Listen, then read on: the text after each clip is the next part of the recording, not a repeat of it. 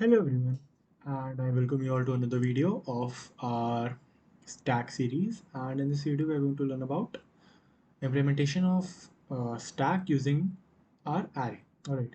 So before starting, let me give you a brief like what we did in our previous video. So basically, we learned about stack. All right. So yeah, yeah. So this is a stack. It basically follows the leaf order. Right. Right. So what is a leaf order? Leaf order is basically last in first out. That means you can see stack as a container with the bottom closed. So we put elements like first element, second element, third element. And if we have to take out an element from here, obviously we're going to take the third element out first. Right. So that means the last in, which was third, is taken out first out. Right. So this was all you need to know of a stack. All right. Now the thing is how to implement a stack using array. Right. So that's what we have to study. So I told you the basic functions of a stack are push, pop, is empty, size, and top. So push basically pushes the element in our stack, like first element, second element, third element. Pop basically pops the element, that means popping the top element. Is empty tells whether the stack is empty or not. Size tells the size of the stack, and top basically gives you the top of the element, top of a stack. All right. Now, without any delay, let's try and implement this code. Okay. So here we have our stack program. Let's include the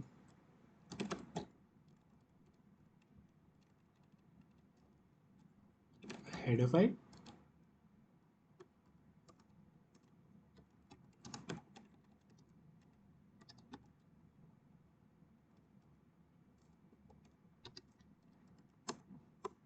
All right.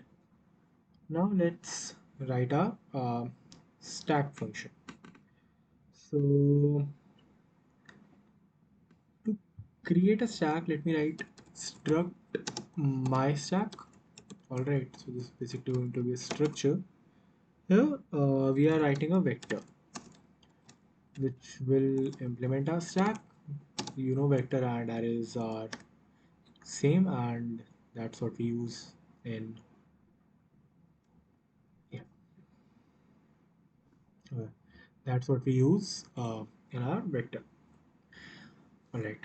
So we have like written vector int v. Now let's write our first function, which is going to be push.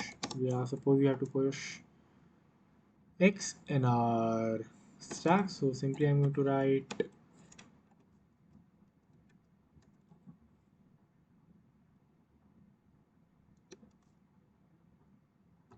all right. That is all. Now if I have to write uh, int pop. Right. So int pop will basically return the top elements which you are taking out. Right. So int pop is going to be int res is equal to v dot back. All right. V dot pop back and simply return a res. All right. Now suppose if I have to write int top, it is going to be return v dot um, back. Right.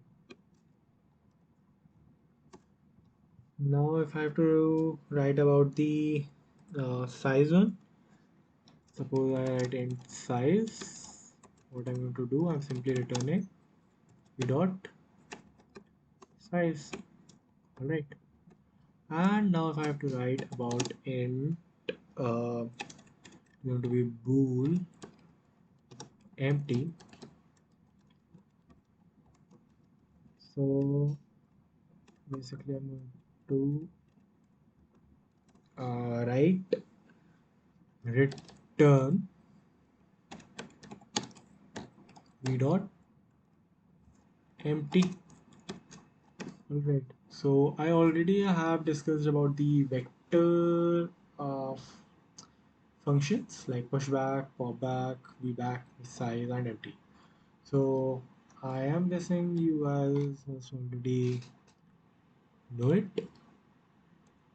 So see, if we like void push and write an element, it will simply push the element inside a stack using our vector. Similarly pop, similarly top, similarly size, and similarly bool empty. Now let's implement this thing.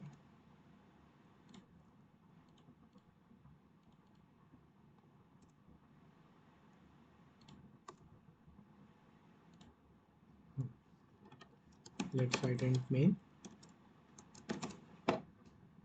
Let's make our my stack variable s. We're going to call it s. So for now, let's push 5. Let's push 10. And let's push 20 in it. Alright.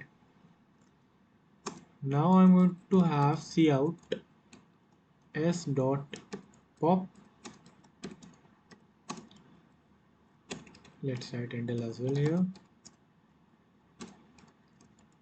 Now I'm going to write cout s dot size,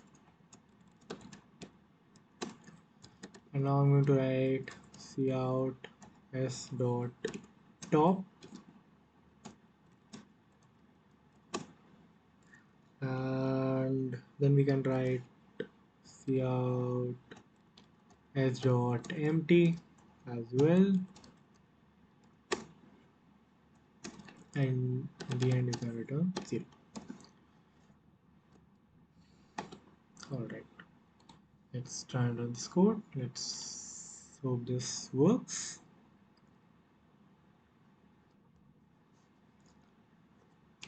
Okay, so these are the outputs. Now let's have a dry run if the outputs are correct or not.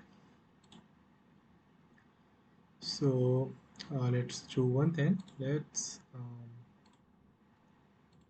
erase this part. Okay, and here let's make a new.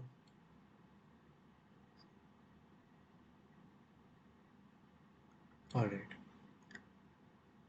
So initially we are pushing 5, 10, and 20.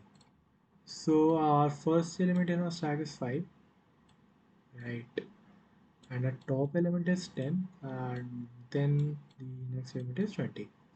So here what I did was I called s dot pop, right? So what that will do, it will erase this element 20, which will take out the top element, and we will get the output as 20. Next you can have size, so we can see the size as 2, so size is going to be 2. Next it is s dot top, which means it will give you the top element correctly, so it is 10. Next is cout s dot empty, that means it will return a boolean value 0 or 1. So since we don't have an empty stack, so it will return 0, right? So this must be the output you should be getting, and let's check the output. It is 22, 10, 0. 22, 10, 0. All right. So I guess this was all you have to like study about implementation of a stack using C++. All right.